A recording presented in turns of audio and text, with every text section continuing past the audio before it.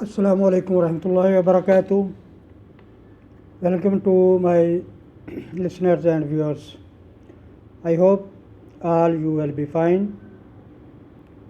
आज Punjab partition इमूवल property act 2012 के तहत सेक्शन 10 इंटरनल ऑक्शन के बारे में आप लोगों को मैं कुछ मालूमात फराहम करूँगा। आप इसको गौर से सुनिएगा। सेक्शन की लैंग्वेज भी बयान करूँगा, उसको एक्सप्लेन भी करूँगा और उसके साथ साथ आपसे गुजारिश है मेरे चैनल को सब्सक्राइब भी और लाइक करें, मैक्सिमम दोस्त अहबाब में शेयर करें। ये एक कानूनी मालूमाती चैनल है जिस पे रहनुमाई दी जाती है इब्तदाई मालूमात की। मेरा ताल्लुक़ लाहौर से है, आबद मेरा नाम है। हाई कोर्ट की प्रैक्टिस करता हूँ। इनकम टैक्स हो, सेल टैक्स हो, corporate business affairs, registration of companies, दीवानी फ़ौजदारी मुकदमात हों, सिविल क्रिमिनल, यानी कोई भी किसी किस्म का कानूनी मसला हो तो आप मुझसे रब्ता कर सकते हैं। मेरा व्हाट्सअप और यूफ़ोन मोबाइल नंबर है 0334 940 92 86। आइए नाज़रीन इकराम, पंजाब पार्टीशन इमूवल प्रॉपर्टी एक्ट 2012 दफ़ा 10 इंटरनल ऑक्शन, इसमें क्या रहनुमाई मिलती है वो आपको बताता हूँ। पहला तो ये है कि if on the date fix by the court for the purpose the co-owners fail to submit written agreement about the partition of immovable property through appointment of referee, or the referee is of opinion that the property is not partialable, or the court finds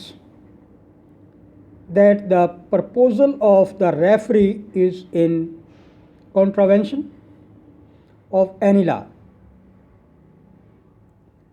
that the court shall determine the reserve price of the immovable property and direct sale of the property through internal auction on the next date of hearing। एक तो ये option हो गई थी। Number 2, the court shall require the co-owners, जो मुश्तरका खातादार हैं, co-owners to be present in person और through their authorised agent on the date of internal auction.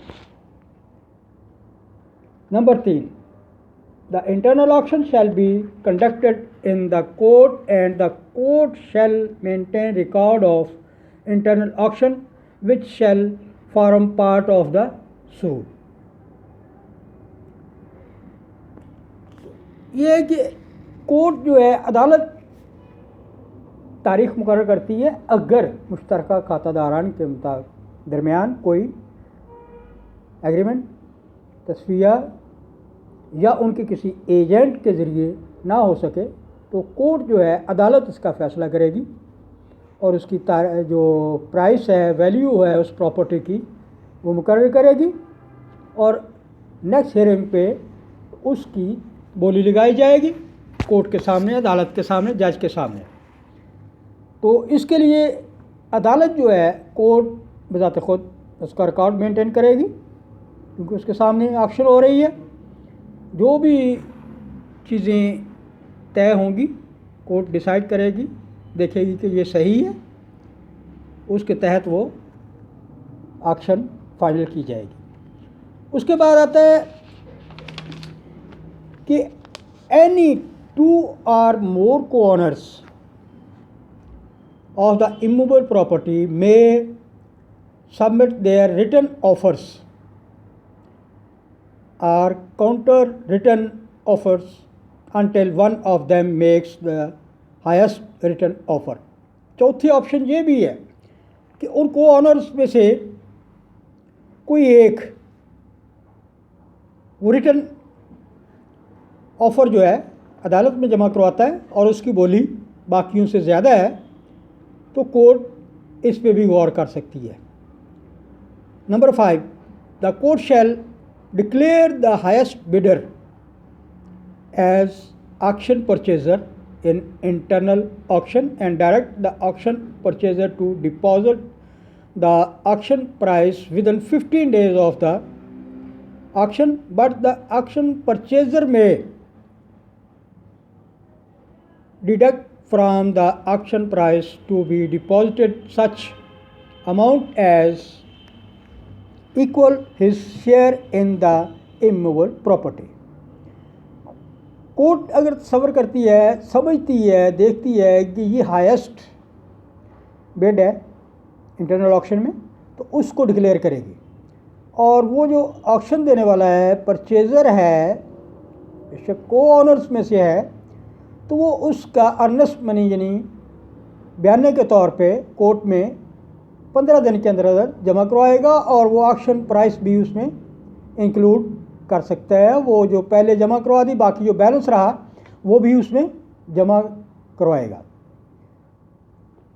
छठे नंबर पे है कि if the auction purchaser deposit the auction price under sub section 5 within the prescribe time, the court shall confirm the cell.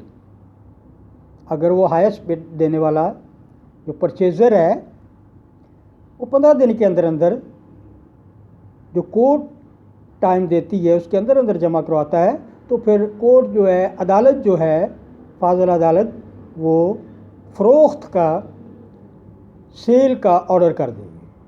Put the auction purchaser in possession of the property. वो property जो है उसका कब्ज़ा जो है उस auction देने वाले के जो हाईएस्ट बिड है, जो हाईएस्ट बोली दे रहा है, उसके कब्जे में कर देगी।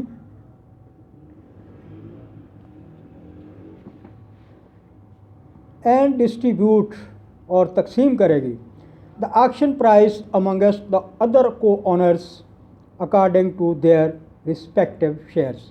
बाकी जो मुश्तरका खातादार हैं वो जो कीमत है वो उनके दरमियान कोर्ट उनके हिस्सा के मुताबिक डिस्ट्रीब्यूट कर देगी, तकसीम कर देगी। ये इंटरनल ऑक्शन में सेक्शन 10 इंटरनल ऑक्शन, और internal auction Punjab partition immovable property act 2012 के तहत।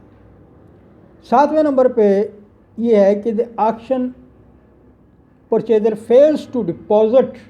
ये भी है कि अगर वो बिड देने वाला जो ऑक्शनर है वो नाकाम हो जाता है, auction price under sub section 5 with in prescribed time, the court shall fix an other date for internal auction, but such auction purchaser shall not participate in the subsequent internal auctions।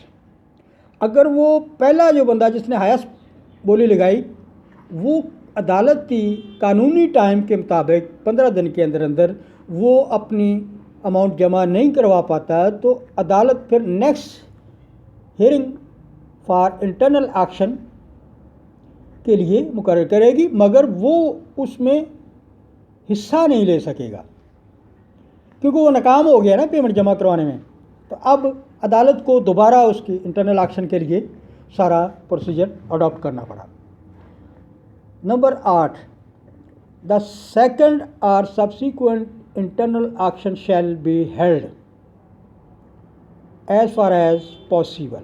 जितनी जल्दी हो सकता है। फिर दूसरी जो internal auction है immovable property की पार्टीशन की, वो अदालत जो है उसको अमल दरामद कराएगी जल्दी से जल्दी जितना भी मुमकिन हो सकता है, in accordance with the procedure content in the section, इस सेक्शन के तहत, for the first internal auction.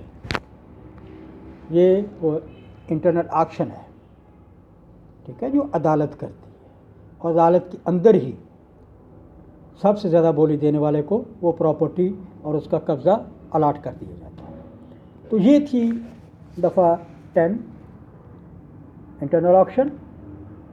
आपसे आखिर में फिर गुजारिश करूँगा मेरे चैनल को मैक्सिमम देखें, ज़्यादा से ज़्यादा देखें, लिसन करें, शेयर करें, सब्सक्राइब करें मेरे चैनल को आबद एडवोकेट हाई कोर्ट यूट्यूब। आपका बहुत बहुत शुक्रगुजार हूँ। Thank you very much. अल्लाह हाफिज़।